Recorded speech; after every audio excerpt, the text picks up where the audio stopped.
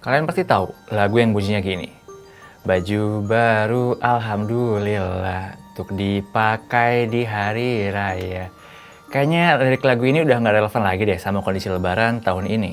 Kondisi ekonomi yang nggak baik-baik aja ngebuat masyarakat harus nahan diri buat belanja yang sifatnya sekunder, bahkan di momen tahunan kayak lebaran. Kalaupun emang harus beli kebutuhan belanja, masyarakat masih harus rela makan tabungannya.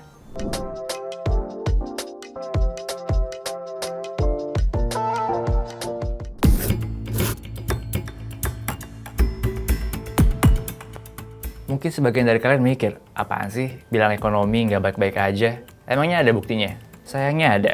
Tanda-tanda ekonomi yang nggak baik-baik aja jelang momen lebaran ini udah kelihatan dari berbagai temuan yang dirilis sama berbagai institusi. Nih, mulai dari data Mandiri Spending Index edisi akhir Februari kemarin. Data yang dirilis sama Mandiri Institute itu nyebutin belanja masyarakat itu melambat di 1 minggu jelang puasa.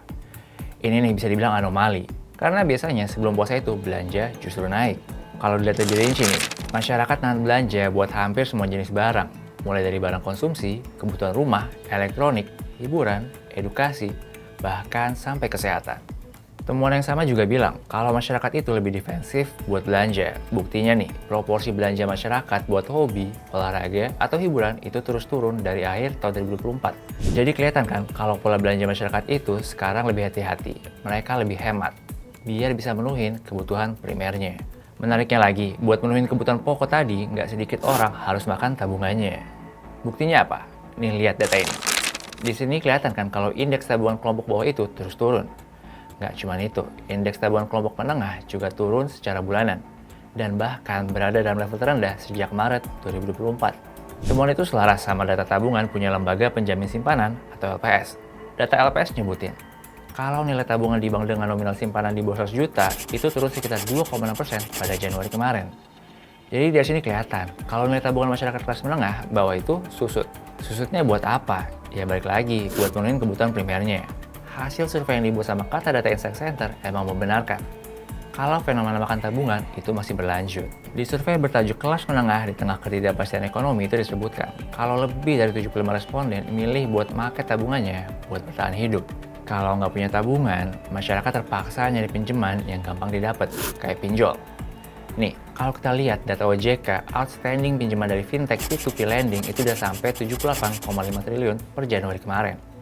Ini nih naik hampir 30% secara tahunan. Nggak cuma pinjol aja, masyarakat juga kelihatannya makin bergantung sama yang namanya pay letter buat menuhin kebutuhannya. Berdasarkan data OJK, outstanding pinjaman pay letter itu meroket 40% jadi 7,12 triliun. Sebenarnya apa sih yang membuat masyarakat harus pakai uang tabungan atau minjem pinjol buat menuhin kebutuhan sehari-harinya?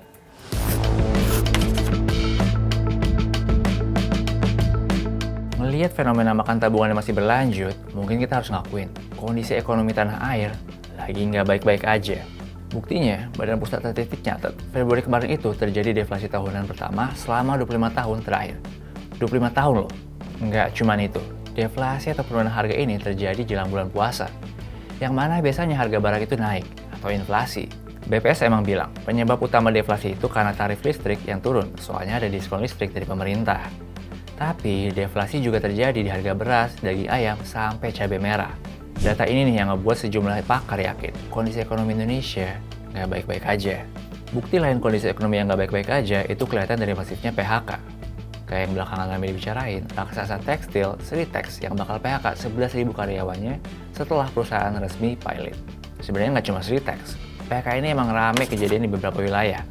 Kalau kita lihat data ketenaga kerjaan, sepanjang tahun 2024 ada hampir 78.000 orang yang kena PHK. Sementara di awal tahun ini, itu udah ada lebih dari 3.000 orang yang kena layoff. Secara umum, penyebab perusahaan marak PHK ini mulai dari maraknya barang impor, persaingan nggak sehat antar pelaku industri, kelangkaan bahan baku, sampai balik lagi, daya beli masyarakat yang lemah. Buat daya beli masyarakat yang lemah ini salah satunya disebabkan sama gaji yang pas-pasan. Tim jurnalisme data harian Kompas nemuin, kalau kenaikan gaji masyarakat selama beberapa tahun terakhir itu seret. Nih buktinya, tahun 2010 rata-rata gaji warga RI itu naik 6,7% per tahun. Tapi tahun 2024 rata-rata gaji cuma naik 2,8% aja. Ini bahkan lebih rendah dari tahun 2003 yang tumbuh 3,5%, apalagi tahun 2022 yang sampai 12,2%. Sejalan sama kenaikan gaji yang seret, pertumbuhan pengeluaran warga juga melambat pada periode waktu yang sama. Nih, kalau kita lihat, rata-rata pengeluaran warga itu tumbuh 12,6% pada tahun 2010 sampai 2014. Tapi di tahun 2020 sampai 2024, ini cuma naik 5,2% aja. Nah, pelemahan daya beli ini nih yang berpotensi berlanjut jelang lebaran nanti. Selain gaji yang seret, pemanis dari pemerintah buat kelas menengah nih juga udah mulai berakhir. Kayak diskon tarif listrik yang udah habis dari akhir Februari kemarin. Jadinya nggak ada lagi tuh, beli token listrik 50.000, tapi KWH yang didapat sama kayak 100.000. Padahal ya, beberapa harga barang pokok itu naik. Kayak misalkan nih, harga bensin yang lagi-lagi naik per Maret kemarin. Jadi makin gede dong pengeluaran kita. Jadi nggak kaget sih kalau masyarakat harus ngencengin lagi sabuknya demi jaga kesehatan keuangannya.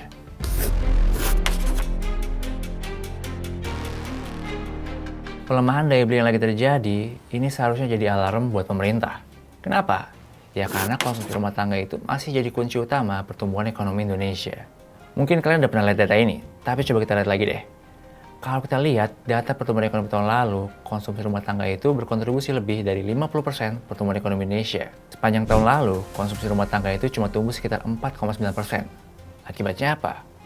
Pertumbuhan ekonomi Indonesia sepanjang tahun 2024 itu cuma nyampe 5,03%. Ini lebih rendah dari tahun sebelumnya yang nyampe 5,05%. Nah, pelemahan daya beli inilah yang berpotensi ganggu laju pertumbuhan ekonomi Indonesia. Berbagai lembaga keuangan atau studi prediksi, ekonomi Indonesia masih bakal stagnan tumbuh di kisaran 5%, lebih rendah dari tahun lalu. Mimpi Presiden Prabowo buat ngejar target pertumbuhan 8% itu kayaknya makin sulit buat realisasi. Kecuali pemerintah bisa nyari sumber pertumbuhan ekonomi baru. Tapi, pelemahan daya beli ini sebenarnya bukan cuma sekedar soal angka aja. Pelemahan daya beli ini juga bisa berdampak ke penurunan permintaan barang dan jasa yang pada akhirnya PHK lagi. Ini ibarat lingkaran yang saling terhubung. Kalau konsumsi rumah tangga turun, terus permintaan turun, pendapatan perusahaan juga turun. Yang akhirnya mereka harus efisiensi. Pekerja yang kena PHK tadi jadinya nggak punya daya beli deh. Makanya, pelemahan daya beli ini sebenarnya nggak cuma nurunin kontribusi pertumbuhan ekonomi yang berasal dari konsumsi rumah tangga, tapi juga sektor industri manufaktur. Permintaan dari masyarakat turun, produksi industri ini juga turun. Jadi lagi-lagi, ujung-ujungnya ekonomi tumbuh lebih lambat. Sayangnya, tanda-tanda lesunya penjualan ini udah kelihatan dari data Bank Indonesia yang namanya Indeks Penjualan Real. Berdasarkan temuan BI, Indeks Penjualan Real atau IPR Indonesia cuma tumbuh 0,5% di Januari 2025. Lebih lambat dari Desember 2024 yang nyampe 1,8%. Terus ya, buat Februari 2025, IPR ini bahkan diprediksi turun 0,5%. Artinya apa? Ada penurunan volume penjualan barang pada Februari kemarin. Menurut ekonom core Yusuf Randy Manilet, data itu sebenarnya memperkuat bukti daya beli masyarakat yang emang lagi lesu.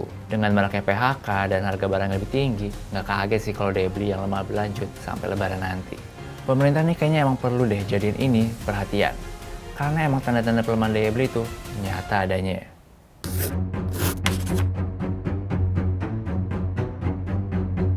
Oke, jadi kalau dilihat dari penjelasan tadi, bisa disimpulin kalau emang ekonomi Indonesia ini lagi nggak baik-baik aja. Emang sih kita bisa lihat beberapa pusat perbelanjaan mungkin masih rame. Tapi kan data-data tadi jadi bukti nyata adanya pelemahan daya beli. Mungkin ini bakal terdengar agak demanding, tapi pemerintah emang perlu kasih perhatian lebih buat fenomena ini. Kita kan nggak mau ya daya beli masyarakat makin tertekan sampai akhirnya lagi-lagi masyarakat harus turun kelas. Kayak misalkan PHK, dari sisi supply, ini pemerintah sebenarnya bisa turun tangan. Pemerintah harus bisa nyiptain iklim usaha yang bisa buat pengusaha bersaing dengan sehat. Jangan sampai industri dalam negeri keok gara-gara kebanjiran produk impor yang cara mainnya nggak fair. Selain itu, buat jaga daya beli masyarakat, pemerintah harus bisa ngejaga harga komoditas primer di pasaran. Pada saat bersamaan, pemerintahnya juga harus bisa memperkuat nilai tukar rupiah. Supaya apa? Supaya harga barang-barang yang bahan bakunya dari luar negeri bisa turun. Jelang lebaran, pemerintah emang udah ngasih beberapa pemanis buat jaga daya beli masyarakat. Kayak ngasih diskon tarif tiket pesawat sama tarif tol. Tapi kedepannya, pemerintah sebenarnya nggak bisa bergantung sama pemanis-pemanis ini buat jaga daya beli masyarakat. Karena kalau kita lihat penjelasan tadi, masalah daya beli yang lesu ini berkaitan sama fundamental, yaitu pendapatan. Reformasi secara besar-besaran di sektor ketenaga kerjaan harus dilakukan supaya masyarakat bisa menjadi SDM dengan kualitas tinggi. Kan pada akhirnya dengan kualitas yang lebih tinggi, masyarakat bisa mendapatkan pekerjaan dengan pendapatan yang lebih baik.